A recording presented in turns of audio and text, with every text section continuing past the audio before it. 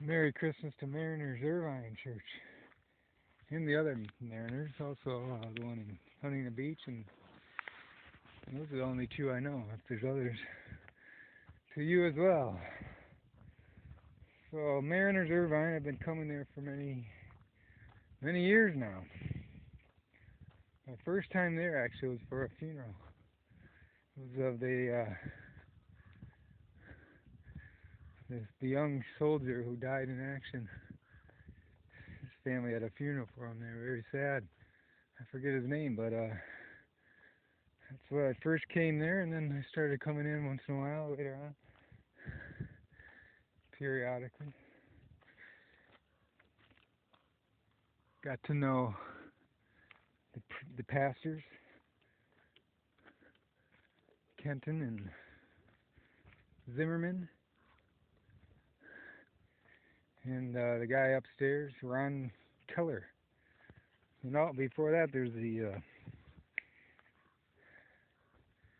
guy, the other Bashore, Doc Bashore. Rest in peace.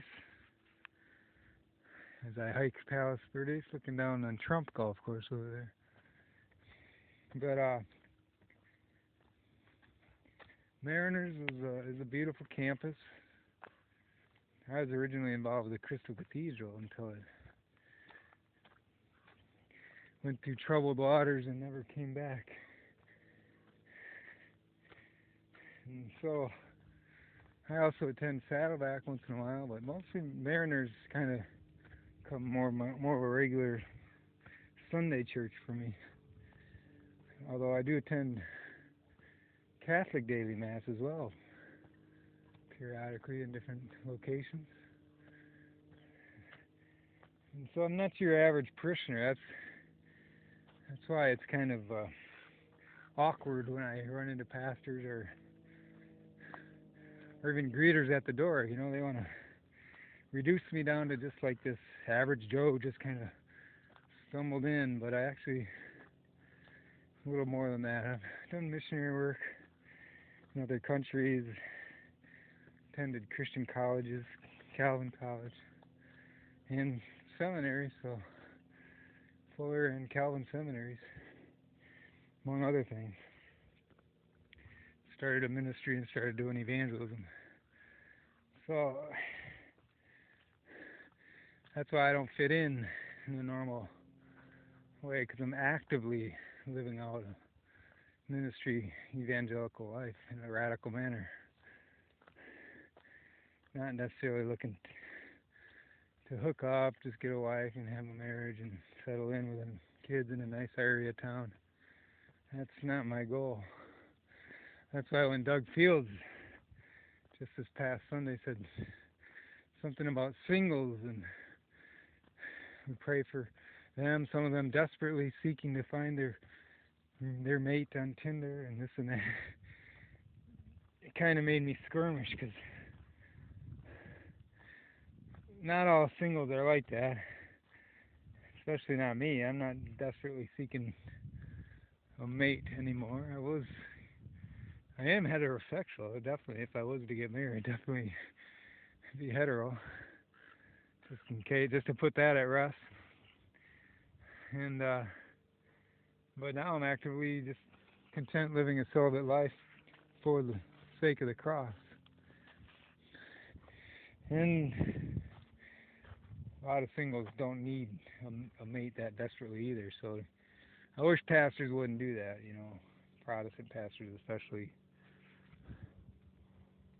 Um,